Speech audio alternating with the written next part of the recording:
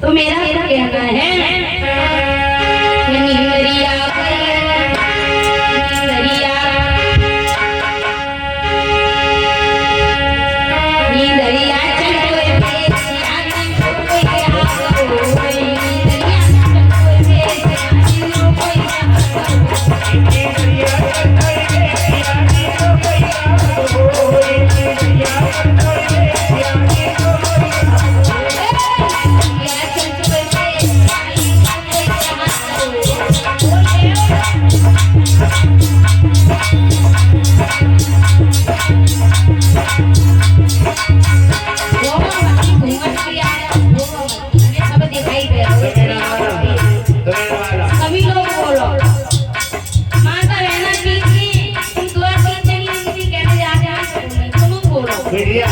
तुम्हें लगी अभी कथा में और फिर लगी राम कथा में ठीक है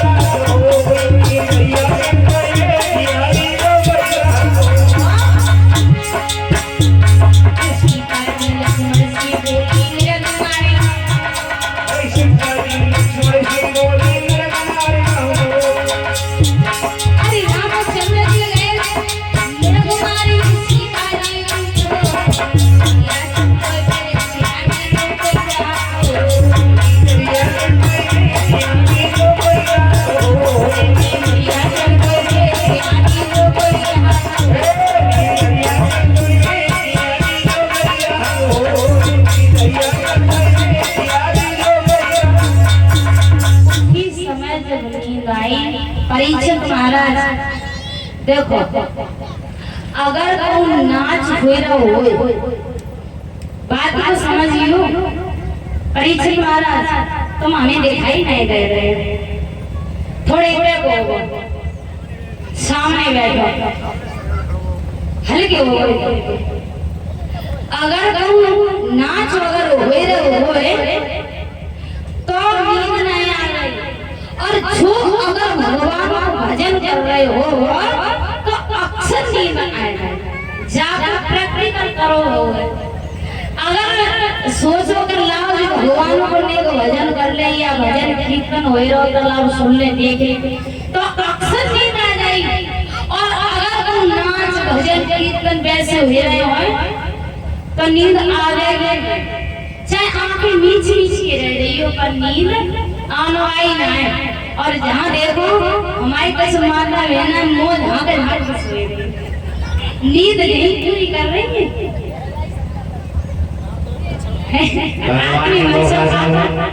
माधव 10-11 लाइट में आते वो नींद यहाँ पूरी होती है।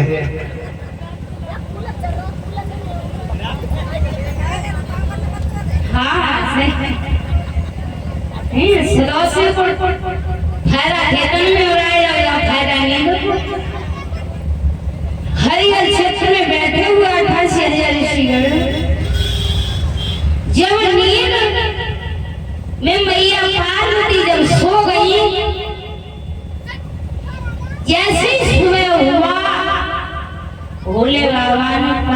से गई पार्वती। और बताओ कथा कैसी लगी? अब पार्वती सोई रही घर्राटे मारे।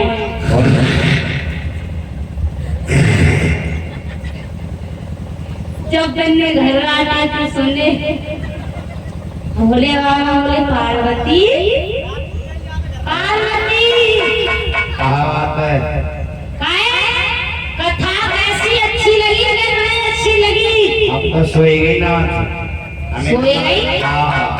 तो जब अल्लाह तुम सोई गई कोई बात नहीं, तो जो हुक्म तुम दे रहे हो, हमें नहीं मारा। जहाँ दूसरों के नाम तीसरों कौन हो? जब पार्वती और भोले बाबा में कहीं झंगा झोंकी हो रही है, जोड़ जोड़ कर जब बातें कर रहे हैं, उसी समय उसी बरगद के नीचे से तोती का बच्चा वो पुनः भाग करके चला। और जैसे भागा, भोले बाबा ने पार्वती को तो वहीं छोड़ दो। और जब वहां पे छोड़ो, व्यास के घर जाकर के वो तोती का बच्चा पुनः पहुंचा। भोले बाबा त्रिशूल हाथ में लेकर उस बच्चे के पीछे पड़ गए। जाकर के व्यास के छत पर जो अरड़ी थी वो केसों को सुगा रही थी। एक जमाई आई, उस जमाई के साथ में बुढ़ी तोती का बच्चा प्रवेश हो गया अंदर। जब प्रवेश हुआ, भोले बाबा व्यास के द्वारे से गए, तो द्वारे पर व्यास बैठे ही थे। व्यास से भोले बाबा ने कहा, जैसे व्यास से कहा, व्यास कहिए तुम्हारे घर में हमारा चोर है। हमारे घर में हाँ चोर है? जी जी। तो बाबा जी अपने चोर को ले जाइए पकड़ के।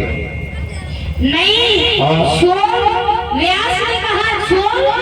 अरे मैं तो नीचे ही बैठा था, चोर कहाँ से चला गया? जवाब दिया द्वारे से नहीं गया, वो छत से गया। छत से? हाँ। कैसे? जवाब दिया तुम्हारी पत्नी अरड़ी, उनके गर्भ में वो तोती का बच्चा प्रवेश हो गया है। और बात ये याद रखना, जिस दिन वो बाहर आया उस दिन हमारे यहाँ खबर जरूर करवा देना। वहां से भोले बाबा पार्वती को साथ में लेकर के कैलाश पर्वत पर जब पहुंचे। जब कैलाश पर्वत पर पहुंचे, इधर 1 साल बीती, 1 साल बीती, 2 साल बीती, 12 साल हो गई। अब तो अरड़ी परेशान, व्यास जाकर के भोले बाबा के पास पहुंचे। जवाब दिया, भोले बाबा जो तुम्हारा चोर है ना, वो बाहर आने का नाम नहीं ले रहा है। हमारी पत्नी बहुत परेशान है। 12 साल का बच्चा कितना बड़ा होता है।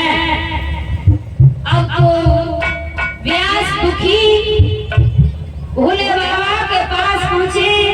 भोले बाबा व्यास के घर आए और व्यास के घर आकर के भोले बाबा ने आवाज लगाई, अरे भाई कोई भी हो बाहर आ जाइए, क्योंकि एक अबला बहुत परेशान है, पीड़ित है।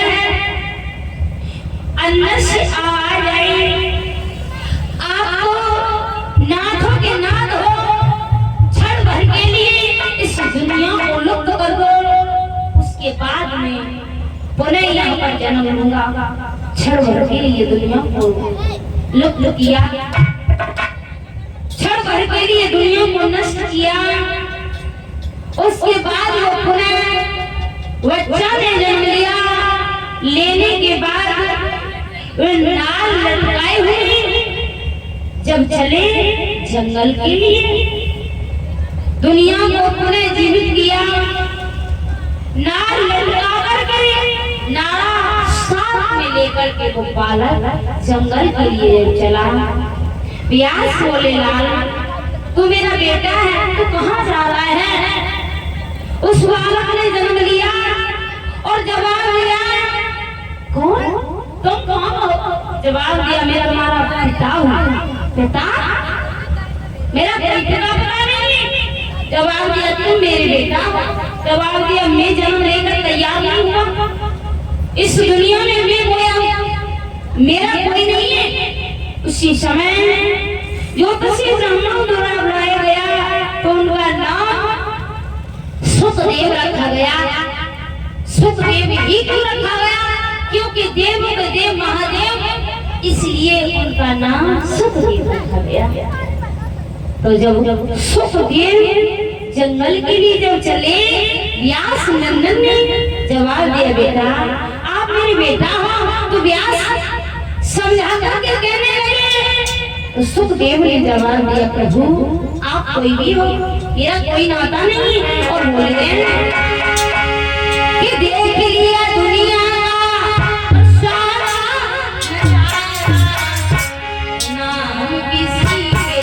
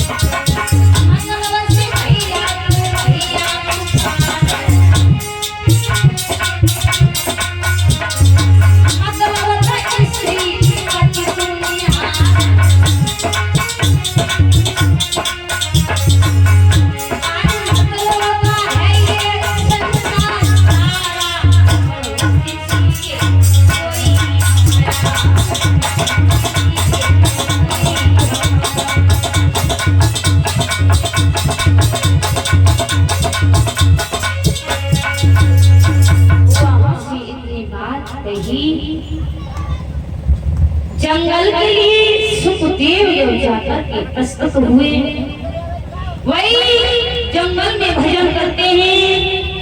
ब्रह्मपुत्र नारद ने कहा सुखदेव नंदन जो व्यास के पुत्र हैं उन्हें बुलाइए और उन पर कथा कराइए जिससे कि आपका कल्याण होगा। उसी समय यमुना के किनारे बैठाल कर परीक्षित महाराज को बुलाया तो श्री सुखदेव महाराज जब कथा को सुनाने लगे। परीक्षित महाराज को जब श्री सुखदेव जी महाराज कथा को सुनाने लगे हैं, उसी समय जब कथा को तो सुनाते हैं, परीक्षित महाराज उठ के खड़े हो जाते हैं।